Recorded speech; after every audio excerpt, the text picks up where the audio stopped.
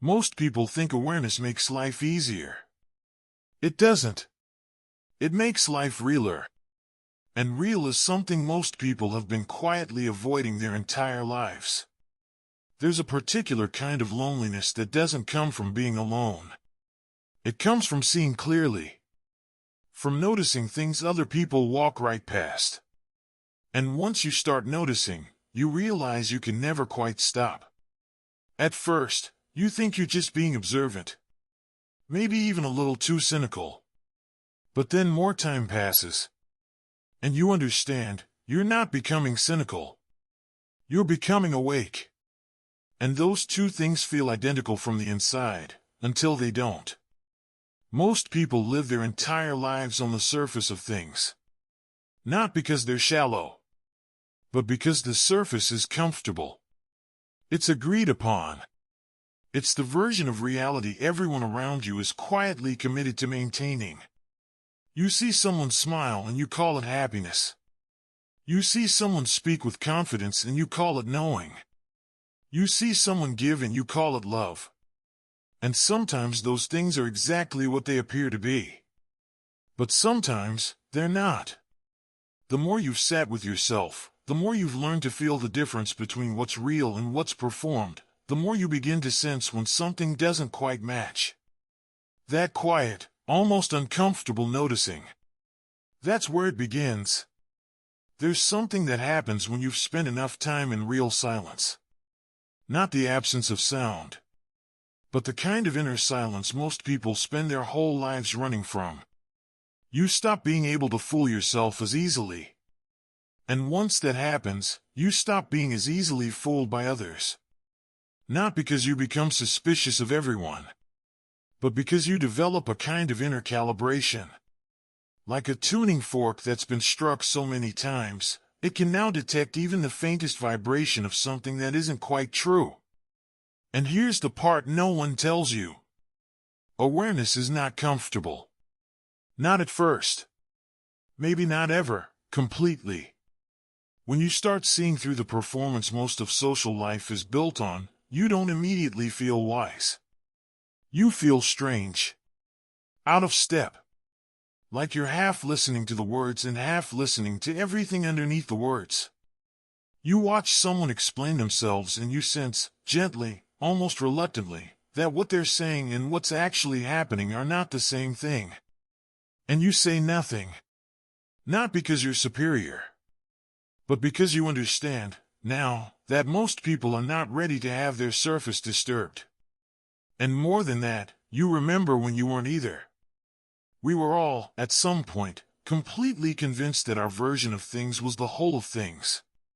The person who has never questioned their own motivations doesn't know they haven't. The person who has always been told they're the most important one in every room, they don't know they're performing that importance every time they walk into one. They just call it confidence. They just call it who they are. And you used to do this too. We all did. The difference is just that something happened to you. A loss. A silence. A failure that cracked you open. A moment of startling honesty with yourself. And you couldn't go back to not seeing after that. Whatever broke, broke in the right direction. Real seeing, the kind that awareness slowly develops, is something quieter. It's catching yourself in the middle of a projection and pausing. It's feeling the impulse to interpret someone and instead, letting them stay unclear for a moment. It's noticing your own desire for the world to be a certain way, and feeling how much that desire distorts your view of how it actually is. This is the work no one sees. This is the inner archaeology, going through your own layers and finding the places where you've been operating on assumption rather than truth. Finding the beliefs you inherited and wore so long, you forgot they weren't yours. And then there's the world outside. A world increasingly constructed out of appearances. Every surface more polished. Every feed a curated performance of a life someone wants to project. The loudest and most confident voice gets heard, regardless of whether it's the most honest or the most true. The more awake you become, the stranger this all looks. You scroll and you see people performing emotions they've decided are appropriate for the moment. You see people signal their values through language without those values ever reaching their behavior. And you wonder if they know. And then you remember, you didn't, once, either. This is not contempt. The awareness you've developed is only worthwhile if it stays compassionate. The moment it tips into judgment, the moment it becomes a tool to position yourself above others rather than understand them, it stops being awareness. It becomes ego dressed in awareness's clothing. And that particular disguise is one of the most convincing ones. Because the ego is adaptive. It will use anything. Tell it you've awakened and it will use that. Tell it you see more clearly than most and it will sharpen that into a blade. The spiritual ego, the intellectual ego, the empathic ego, these are not lesser forms. They can be more dangerous, because they hide more effectively. This is where the real work lives. Not in the initial awakening, which can feel electric and clarifying, but in the long, quiet, unglamorous years after. The years where you keep watching yourself. Keep catching the subtle performances. Keep noticing the moments you want to be seen as the person who doesn't need to be seen. Real awareness is patient. It doesn't announce itself. You'll notice it in the small moments. The moment you feel anger rising and you pause, not to suppress it, but to genuinely ask where it's coming from. The moment someone says something that would have destabilized you before, and a space opens up between the pull and your response. Just enough space to choose something different. The moment you stop needing the last word.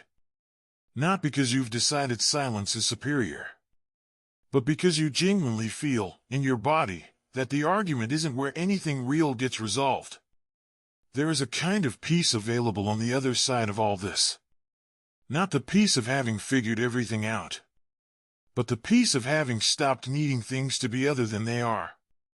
The peace of seeing someone clearly, their contradictions, their performances, their unconscious patterns, and feeling, underneath all of it, a fundamental tenderness for the difficulty of being human. Because it is difficult. All of it. Even the people whose lives look effortless from the outside are carrying things you can't see. The confident person is carrying their doubts somewhere private. The person who seems to never need anyone is carrying, somewhere beneath that independence, a need so old and so unmet that they've built an entire personality around never acknowledging it. You know this. Not because you're smarter, but because you've done your own version of it. And you've had to look at it, eventually. And the looking, that was the beginning of something. The less you trust appearances, the less you need to project one. This is the quiet freedom that comes from genuine awareness. Not freedom from the world, but freedom from the compulsive need to control how the world sees you. Because you know now what it feels like inside a persona, the maintenance of it, the exhaustion of it, the loneliness of it. And you'd rather be seen imperfectly and honestly than perfectly and not at all. Something is different in you now. Even if you can't name it precisely. Even if tomorrow you fall into an old pattern, misread a room, project onto someone who deserved better. That will happen. You're not finished. None of us are. But something has shifted in the direction you're facing. Something in you has turned toward honesty. Toward the real texture of things rather than their polished surface. And that turning, quiet, unglamorous, rarely rewarded in the ways the world rewards things, is perhaps the most significant thing a person can do.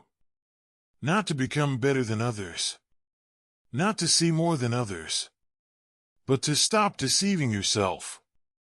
To meet what's real with something real.